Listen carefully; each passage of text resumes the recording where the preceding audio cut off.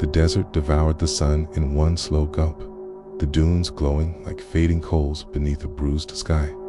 My beat-up Ford coughed and shook through the red sand, each mile pulling me further into Nevada's dead heart. Her scream still rang in, my head sharper than the grinding pistons. Lena's voice had chased me from that warehouse on the edge of Vegas while I ran, leaving her behind to pay for my fear. I clenched the wheel harder, white-knuckled against a torn leather grip. 3 days had passed since the job fell apart. 3 days since I chose my own life over hers. The rearview mirror reflected nothing but a long trail of dust, and the guilt that clung to it stretching all the way back to a city that either wanted me locked up or buried, asterisk, out of the shimmering heat. The town appeared like a hallucination. Dust Haven, population 300, said a rusted, bullet-pierced sign. Its main street was little more than a cracked strip of pavement connecting a gas station, a rundown motel, and a greasy spoon diner. I pulled up outside the Dust Haven diner, where the faded neon sign blinked out a hesitant message, "Eat," in flickering pink. Inside, time had stopped cracked vinyl booths, a few flies buzzing lazily, and the scent of old grease and stale cigarettes heavy in the air. Asterisk, a waitress with lifeless eyes and gray streaks in her hair shuffled over, coffee pot shaking in her hand. Asterisk, just passing through? She asked, her voice barely audible. Asterisk, maybe, I said, eyes scanning the bulletin board behind her. Asterisk, lost dog flyers. Potluck, notices hand. Then I saw it. Nightshift, gas and go, $15 an hour. No ID required. Asterisk, it was perfect. No questions. No paper trail. I'll take it, I said, tapping the flyer. Her face went pale. She glanced toward the window, toward the lonely gas. The gas station squatted across the street, low and silent, like it was waiting to pounce. That place hears things when it's dark.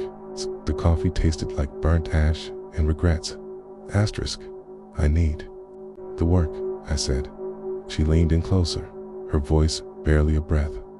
Don't go out there. Find another way. Asterisk, but desperation turns warning into noise. I left $2 on the counter and stepped back into the heat. My boots crunched through the sand as I crossed toward the Dust Haven gas and go. The old pumps stood in a crooked line like forgotten tombstones. Catching the last of the sun's breath, a man stepped out from behind the building. His name tag, read Hank Ruiz, mid-50s, maybe older. Face worn like sun-bleached leather, too much time under the sky, not enough under a roof. He looked at me like he already knew everything. Asterisk, you're Sam Carver, he said, not asking. My hand drifted toward the gun under my shirt. How do you asterisk? Lena's, my niece, cut in, voice heavy with blood and blame. Called me, said you might come limping through here before they shut her phone off. Guilt burned hotter than the sun. Hank, I asterisk, don't. He pulled a brass key from his pocket, worn smooth with time. You want the job? It's yours. But follow the rules, or you won't make it till sunrise. Asterisk, he handed me a creased, yellowed scrap of paper. 6 rules, written in ink that was nearly faded. 1. Don't look them in the eye. 2. Cash only. Never accept items. 3. Don't ask about the smell. 4. Don't answer the radio after 2 a.m. Asterisk. 5. Don't leave the counter, ever. Asterisk. 6. Don't lie to customers. What the hell are these? I asked, staring at the list. Asterisk, the kind that keep you breathing, Hank muttered. His boots shuffled against the gravel as he walked away toward his truck. Asterisk, these rules aren't optional, Sam. Break them, and this place will bury you. Asterisk, I watched his taillights vanish into the dusk. Then it was just me and the station. Asterisk, I turned the key in the lock. It clicked with a dry scrape, like grinding bone. The place hit me with a wave of stale air, faded linoleum, flickering fluorescence, old coffee, and something worse, something sour and hidden. Dust thickened the windows like a second skin, muting the light outside. 3 security cameras blinked lazily from the ceiling, red dots glowing like tired eyes. Behind the counter sat a cash register that belonged in a museum next to a dying coffee machine.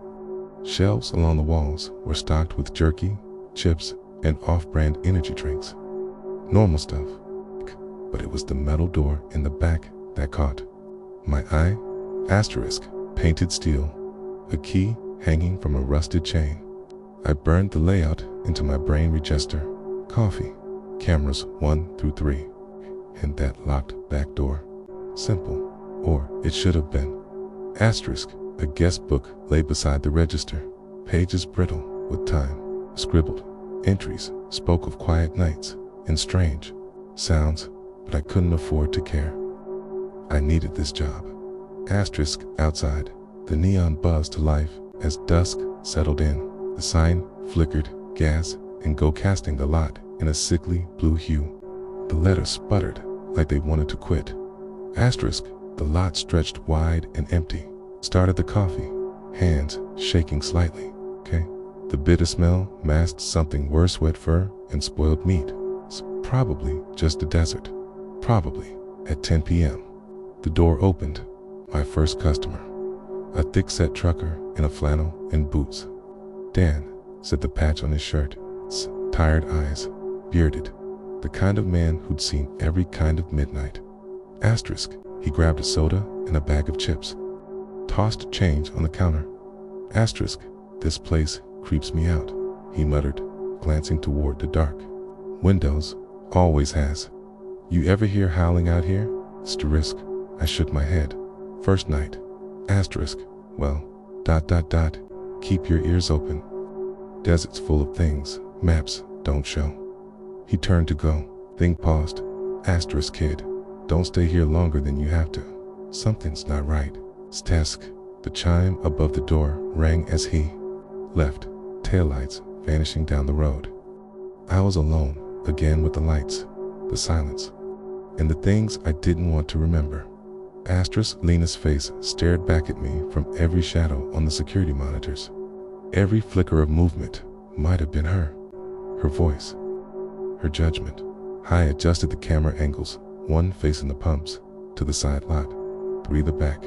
All quiet, all normal. Just a gas station in the middle of nowhere. At 11:30, she came in. Tall, thin, pale, like snow or bone.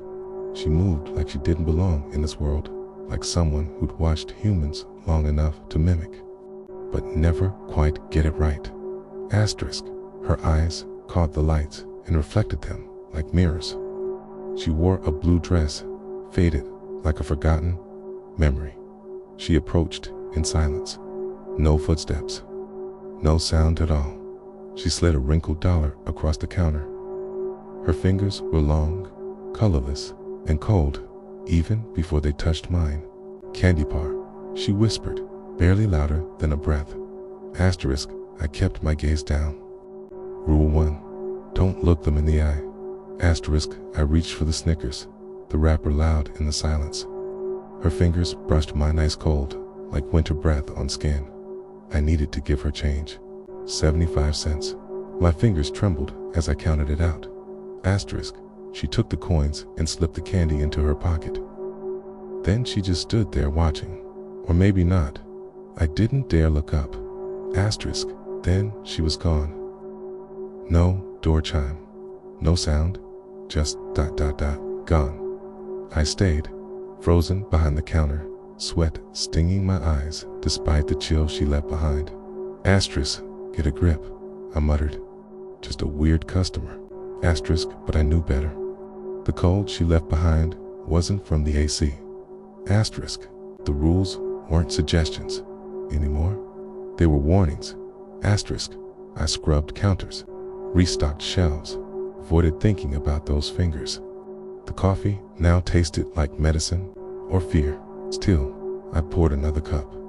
Asterisk, at 12:45, I heard it, a whisper from the back door, sliding in like smoke. Asterisk, Sam. Come closer. Something in the dark knew my name. I froze. Coffee halfway to my mouth. Asterisk, Sam. We've been waiting. The key to the back door swung gently on its chain, catching the light. Every instinct told me to stay put. Rule 5. Don't leave the counter. Asterisk, but curiosity. Curiosity kills more than cats. Asterisk, I moved toward the door. The frame was gouged for claw marks, straight and deep. It's too clean to be accidental. 3 inches long. Sharp wind, I whispered. It's desert wind and rust. Asterisk, but that's when the neon lights chose to flicker like flickering fireflies. The lights outside buzzed erratically as cold air sliced through the lingering desert heat like a razor through skin. I slammed the back door shut and double-checked the lock. Stepping back from whatever lingered beyond the metal frame. Asterisk, at 1 a.m. I scribbled into the guest book, heard whispering, saw claw marks on rear door. Nothing else yet. The pen felt oddly heavy, the ink bleeding onto the yellow page like blood from a fresh wound. Camera 3 showed the empty rear lodge's cracked pavement and miles of sand. But then something shifted in the static. 2 glowing yellow lights, like burning coals, stared straight into the lens. A low, dragging howl rose from the dark, sharp enough to split the silence in half. The eyes. The rules hadn't mentioned eyes, but something in me knew they meant danger. I blinked in. They were gone. No movement. It's just a static buzz and the lingering pressure of being seen by something I shouldn't have. That howl echoed again. Terry, louder this time, rolling through the lot like a promise. Whatever it was, whatever the rules were protecting me from it knew. I was here now. It knew my name, my scent, my fear. The eyes vanished from camera 3, but their memory clung to the edges of my thoughts like smoke. I clutched the counter, knuckles pale against worn laminate, trying to convince myself it was just wind or old wiring, nothing more, but the air had changed. It pressed against my ribs like a living weight. Every shadow seemed to shift with intent. 1:30 crawled past like something injured, dragging itself toward dawn. Only the neon's hum and the coffee machine's occasional hiss broke the quiet. Lena's voice played on loop in my head. Her scream when the cops stormed at warehouse. Her eyes when she realized I'd jumped through the window instead of helping her. Left her to face the fallout of my screw-up. I'm sorry, I whispered to the empty store, wiping sweat from my brow. That's when he appeared.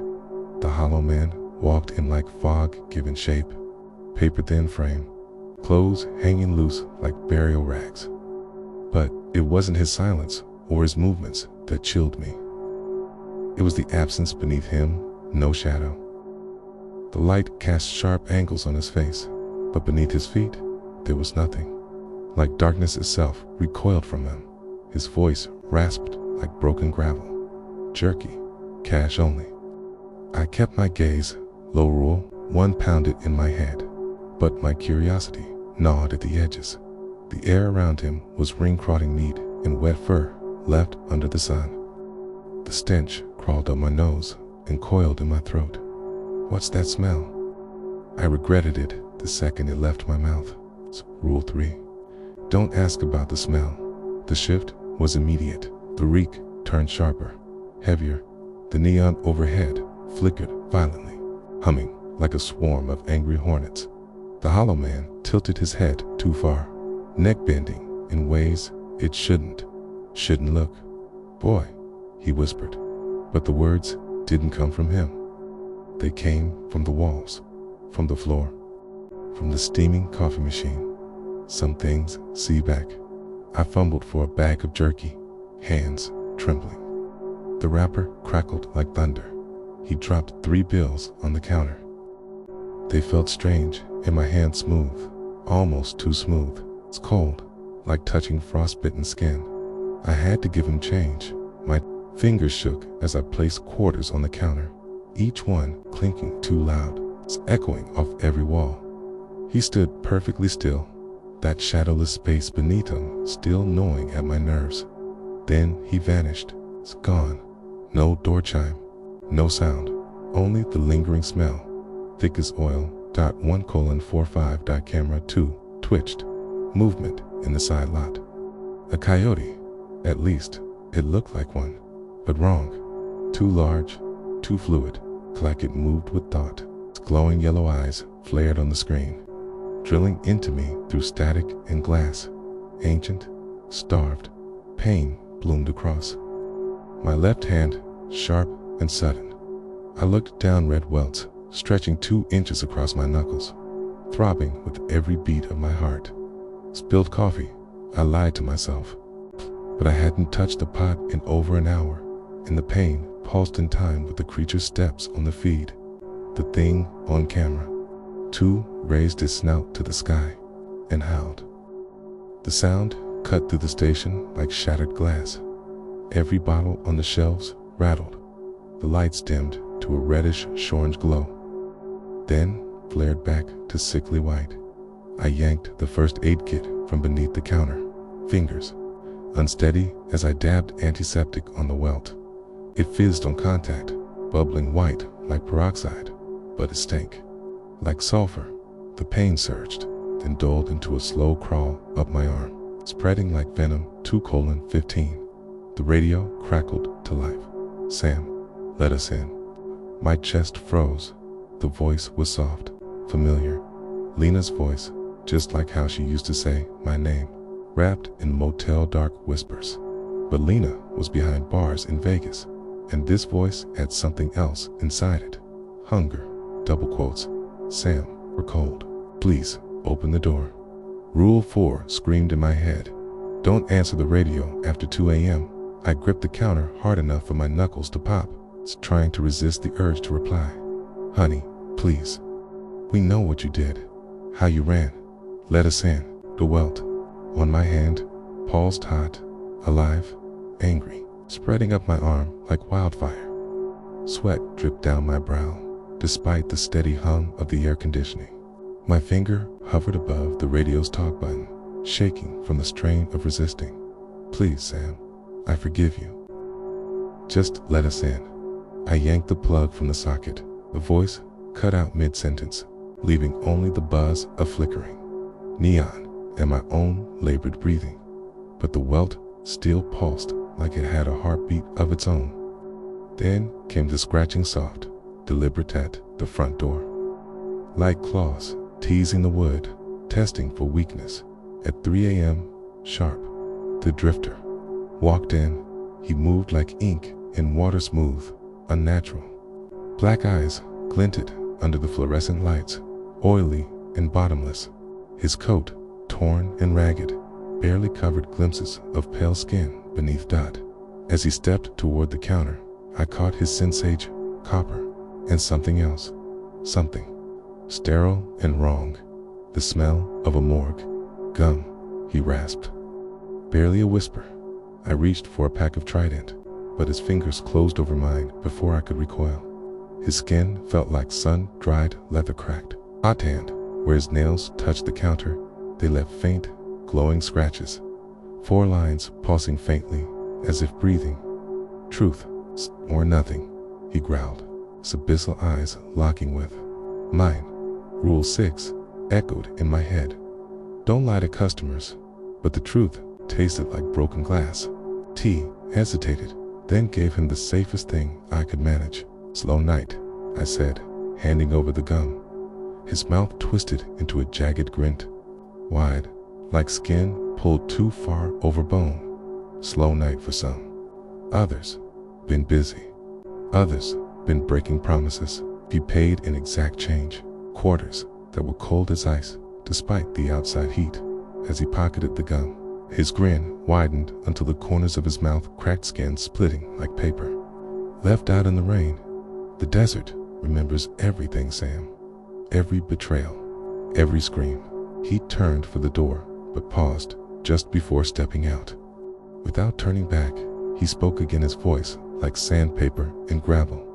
They smell your fear now. It won't be long before they come calling. The bell above the door gave a weak chime as he exited, and I was alone again with the sputtering neon and the memory of his filed teeth.